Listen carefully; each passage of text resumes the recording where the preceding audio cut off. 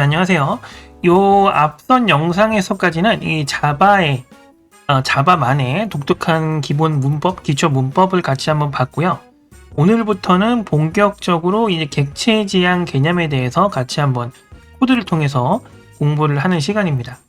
약간 주저리 말이 좀 많을 수 있는데 최대한 압축해서 이야기를 좀 해보도록 할게요. 그 대신 쉽게 아무튼 보도록 하겠습니다. 첫 번째로 우리가 클래스라는 개념에 대해서 이야기를 해볼 순서예요. 가장 먼저 객체 지향을 배운다 라고 하면 클래스라는 개념을 먼저 배우게 되는데, 클래스라는 건 객체라는 걸 생성하기 위한 틀 또는 설계도, 청사진 이렇게 이야기할 수가 있습니다.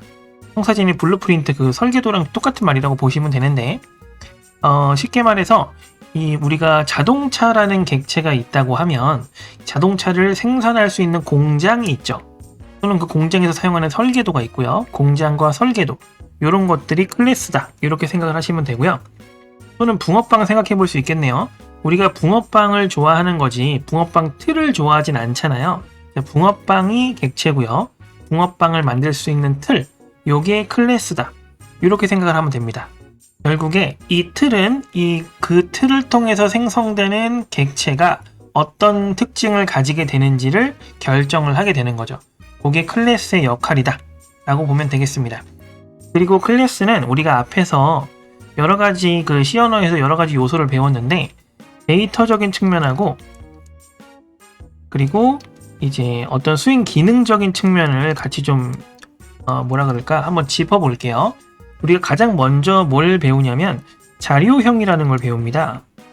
인트, 롱, 더블 이런 걸 배우죠. 그리고 기능적인 측면에서는 입출력, 연산자 이런 걸 보통 배웁니다. 입출력은 안다고 칠게요. 그냥 연산자를 배운다고 보면 될 것 같아요. 그리고 이제 자료형에서 이제 변수, 상수 이런 것들을 같이 배우죠.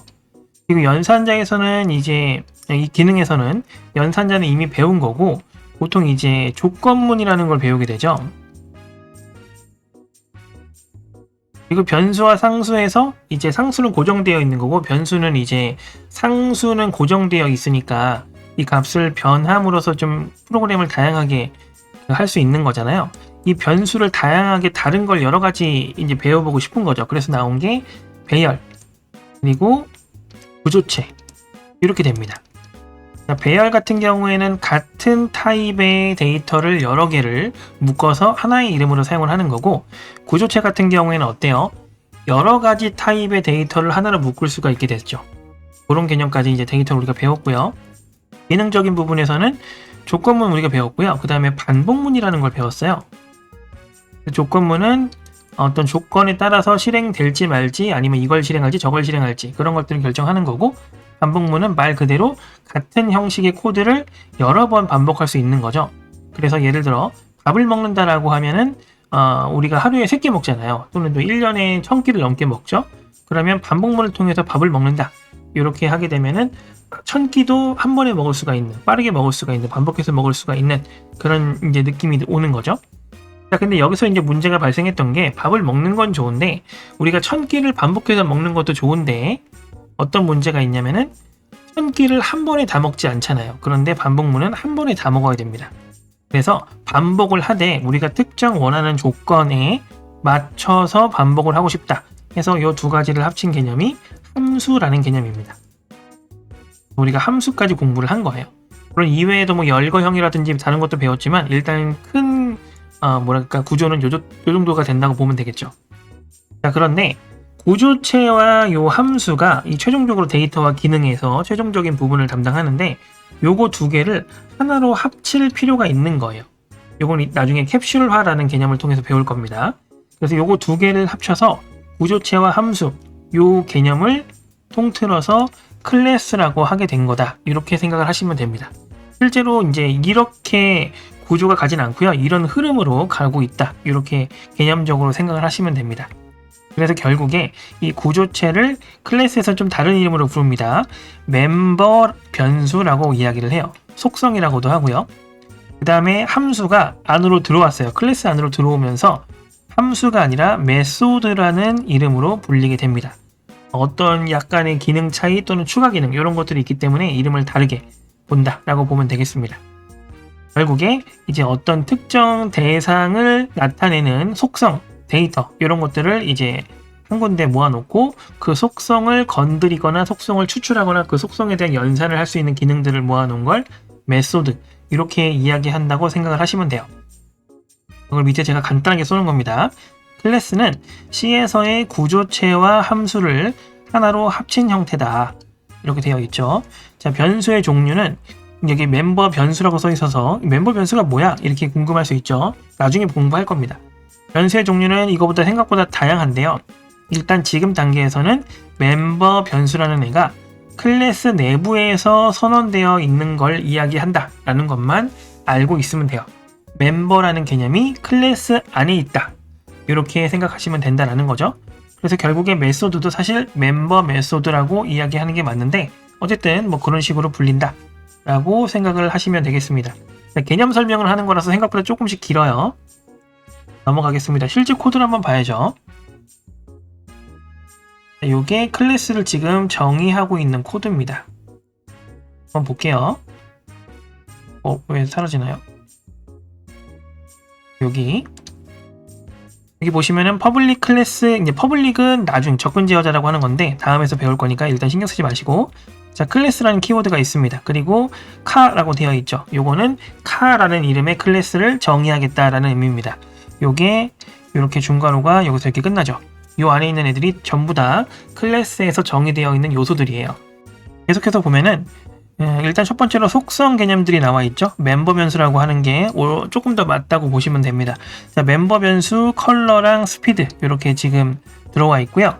그 다음에 메소드는 행동, 기능을 의미하는데, 자, accelerate라고 하는 부분이랑 브레이크 두 가지가 있습니다. 자, void라고 되어 있는 게 뭐냐? 리턴 타입이 없다는 뜻이에요. 자, 스피드라는 변수 값을 증가시켜주고요. 요거는 감소시켜주네요. 하고서 현재 속도를 이제 출력해주는 부분을 가지고 있고요.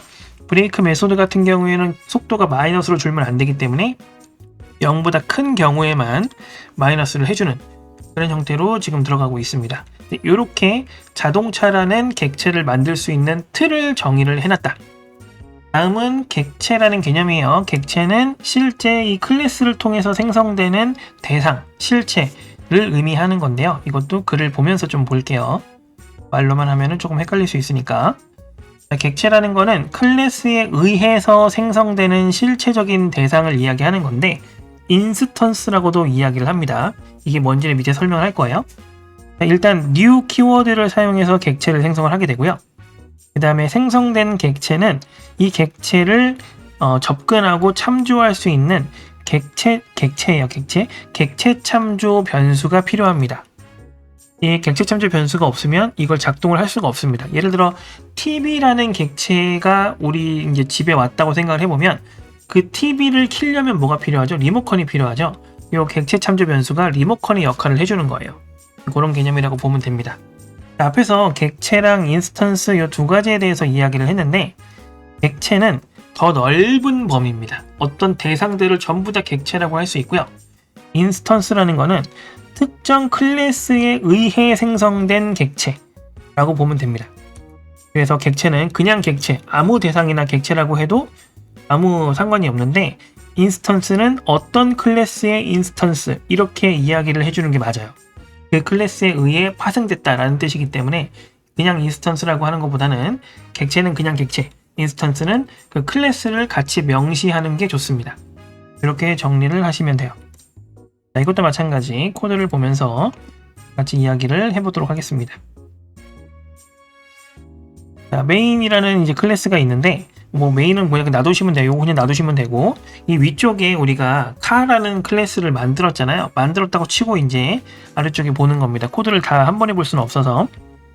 자, 그래서 이제 보면은 카 타입의 마이카라는 객체 참조 변수를 지금 초기화를 하고 있는 건데 지금 보면은 클래스명이 똑같죠. new 카 하고 괄호 열고 닫고 이렇게 써 있어요. 이게 뭔지는 다음에 설명을 할 겁니다. 자, 이렇게 하게 되면은 카 타입의 인스턴스가 생성이 되는 거고요. 그 인스턴스가 마이카라는 객체 참조 변수와 연결이 되는 겁니다. 그림으로 표현을 하자면 자, 카 타입의 객체가 생성이 되는 거고요. 인스턴스가. 그 다음에 myCar라는 객체 참조 변수가 얘를 이렇게 가리키고 있는 이런 형태가 되는 거예요. 그래서 실제 요 객체를 내가 건드리고 싶다 그러면 myCar라는 리모컨을 이용해서 건드린다. 이렇게 생각을 하시면 되겠죠. 자, 그리고 yourcar라는 변수도 있고요. 그 다음에 또 객체를 하나 생성을 하고 있죠. 자, 그러면 똑같이 newcar 하니까 요거 있는 거를 하는 건가? 라고 생각하실 수 있는데 앞에 new가 붙어 있잖아요. 새로운 객체가 하나 생성되는 거예요. 똑같은 카 타입이지만 요거랑 요거는 둘이 독립적인 대상입니다. 자동차가 똑같은 모델로 여러 개 나오는 것처럼.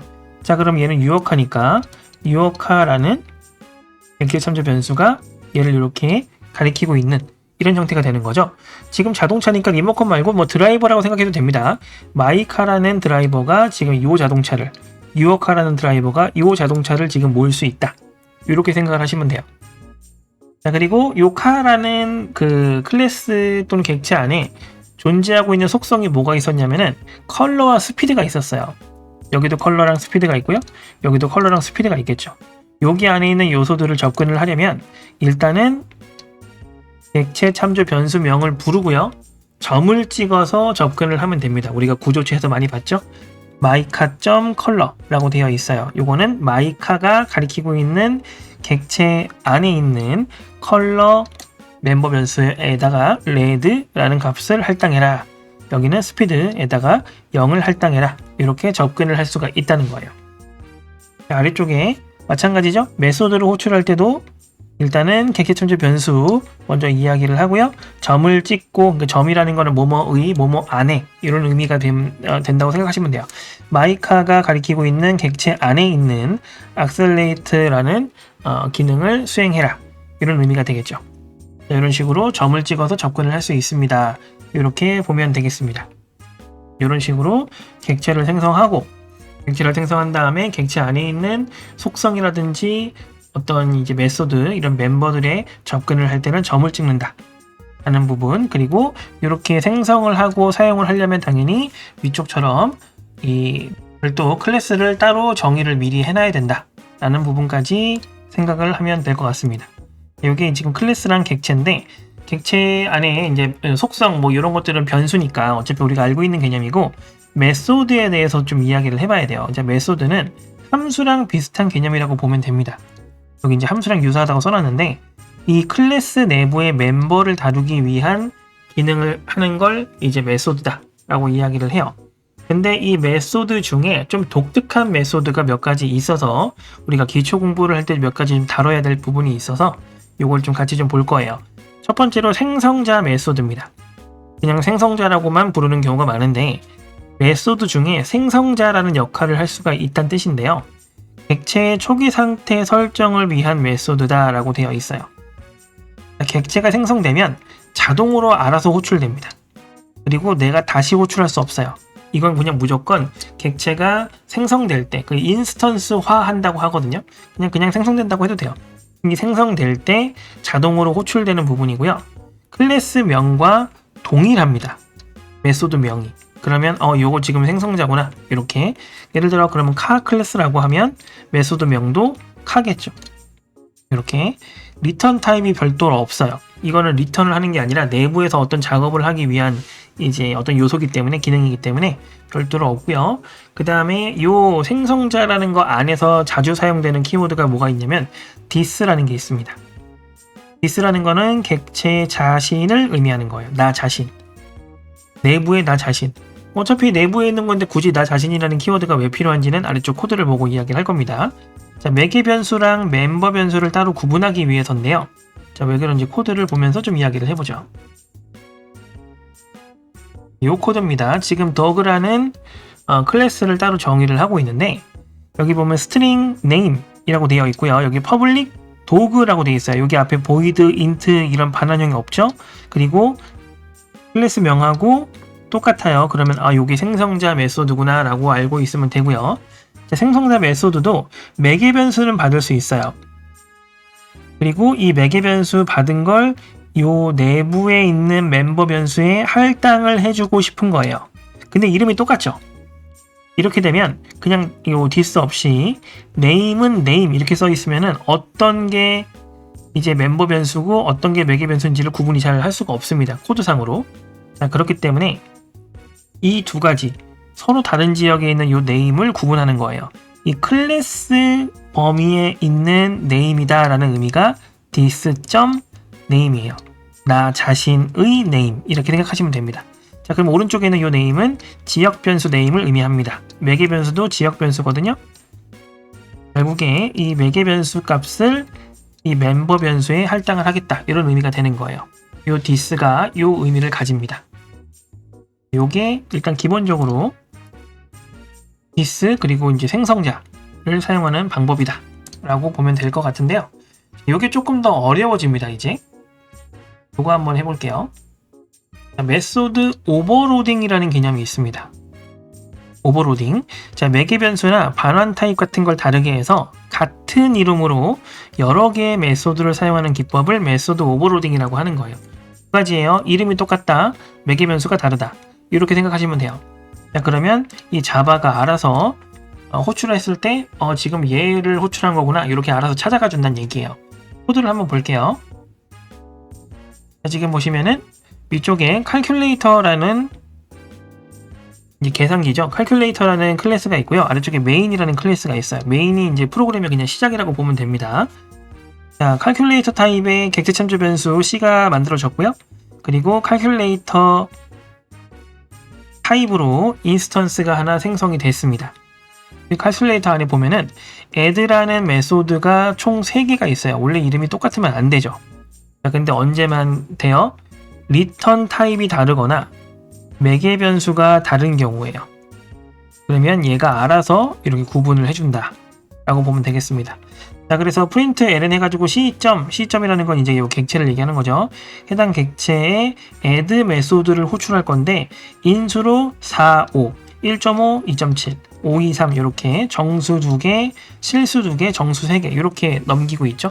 자, 그러면 알아서 4랑 5는 정수 매개 변수를 가지고 있는 얘, 1.5, 2.7은 실수 매개 변수를 2개 가지고 있는 요놈, 그 다음에 5, 2, 3은 정수 매개 변수 3개를 가지고 있는 요놈으로 알아서 호출이 될 거다 라는 겁니다. 요게 메소드 오버로딩이에요.